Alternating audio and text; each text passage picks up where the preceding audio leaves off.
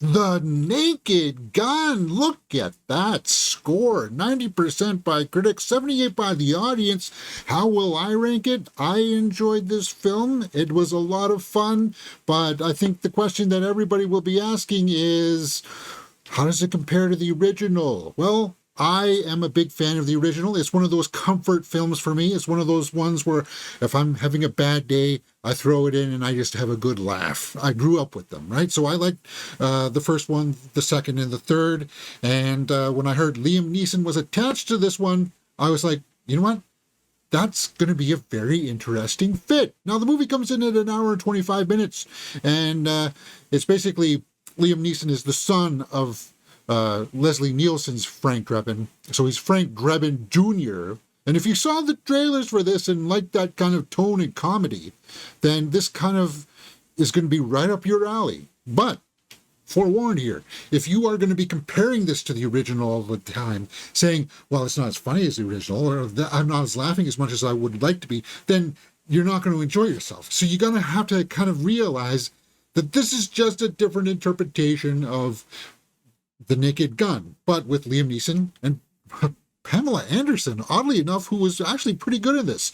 Paul Walter Hauser as Ed Hawken Jr.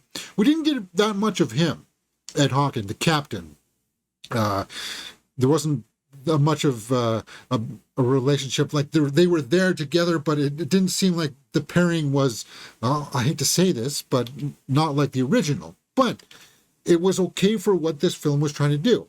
I liked it. I liked the narration, and I, at the end of the day, had a quick, fun time with this. The runtime really had a big payoff in this. So, if you watched the trailers and you saw that it was like that slapstick kind of tone of kind of raunchy type humor, he's got to get to a bathroom on time, and I thought Liam Neeson did a great job in this.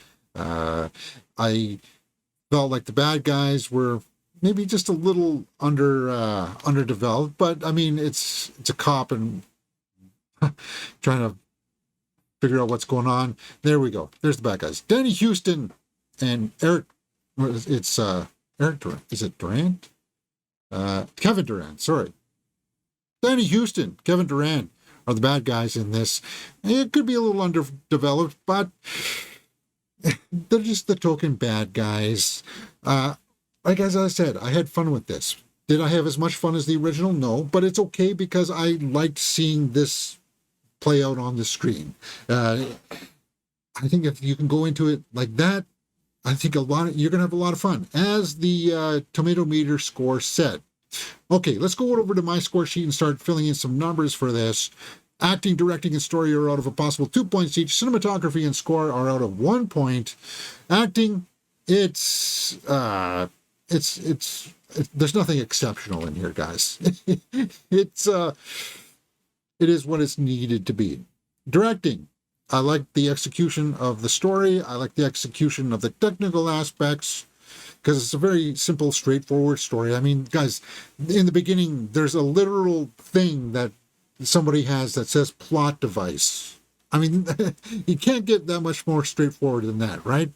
Story, it is a bit simple. There's nothing in here where it's like a pap smear character. There's no ledge scene of him hanging off of naked statues or anything like that. It does get raunchy a little bit at times. It does. But you can tell that they were very inspired by the original. And it's okay that this one's not exactly like that. I thought it was great. And Liam Neeson, he really went for it in this. So cinematography, serviceable. Score, serviceable. And in fact, because Liam Neeson did put himself out there, like he puts himself out there, guys, I'm going to give the acting 1.5. And oddly enough, Pamela Anderson as well. I'm going to briefly talk about Pamela Anderson because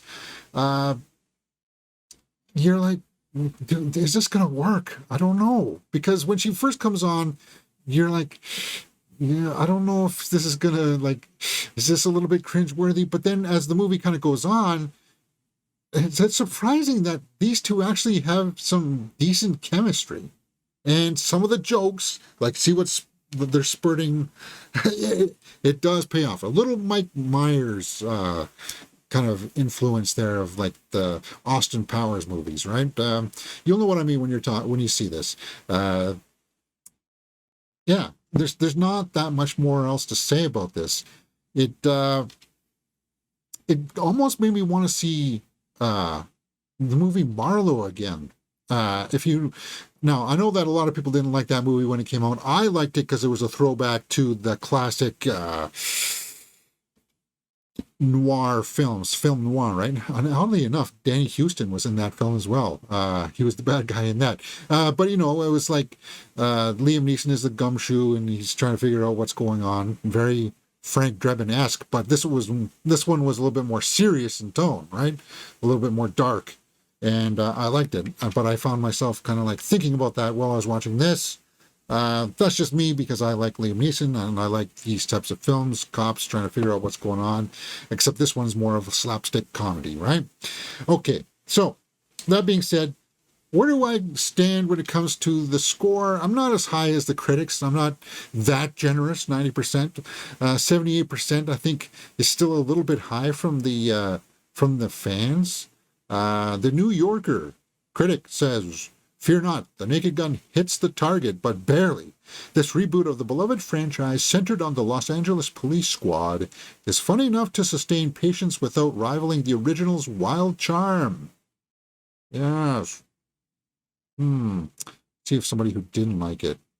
An extremely funny sequel that deserves to have lots of theaters full of people laughing. Yeah. See it with a bunch of people because there are going to be people laughing at parts maybe you don't feel all that funny.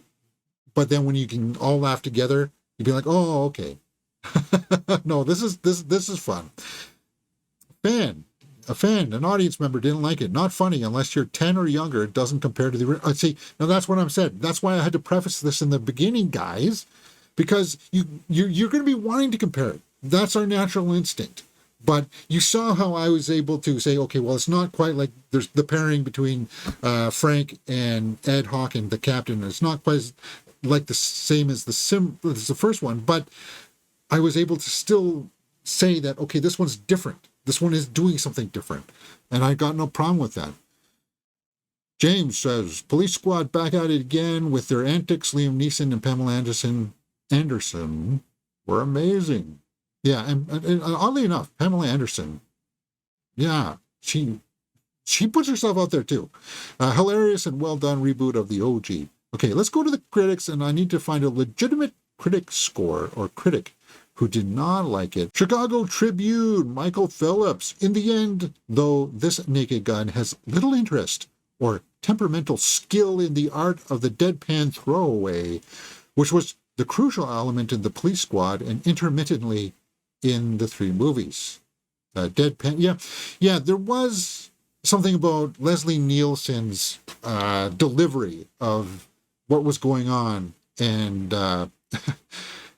he took it seriously, like he was a serious person in this. And there's a few times where Liam Neeson is playing around with the jokes, right? He's laughing at it as well, and maybe that is a big significant difference, right? You can see that in his face there, that he's not playing it as serious as the Leslie Nielsen version. But as I said, this is a different attempt at it, and I think it's worth seeing. Okay, so let's go over to my score sheet and wrap this up for the Naked Gun, because hey, if you're curious about it, go see it at a matinee. That's what we're going to talk about now. The watchability factor, which is out of 2 points. If you like the originals, you want to see where this goes, 5.5. But you know what? I would watch it again. I'd totally watch this again. And they're sitting at a 6 out of 10, James. Well, actually, I like the score too, because it was they did a good job of putting in the original kind of and you have to wait for it. It makes me excited to see what they're going to do with the second one, because I think this one was kind of like, let's put a whole bunch of jokes out there. Let's see if we can try to get that charm of the original one. And if they move forward with a sequel to this one, it's going to be as good as Naked Gun 2.5, right? Where it's going to be like, okay, now we know what works. Let's ramp that up.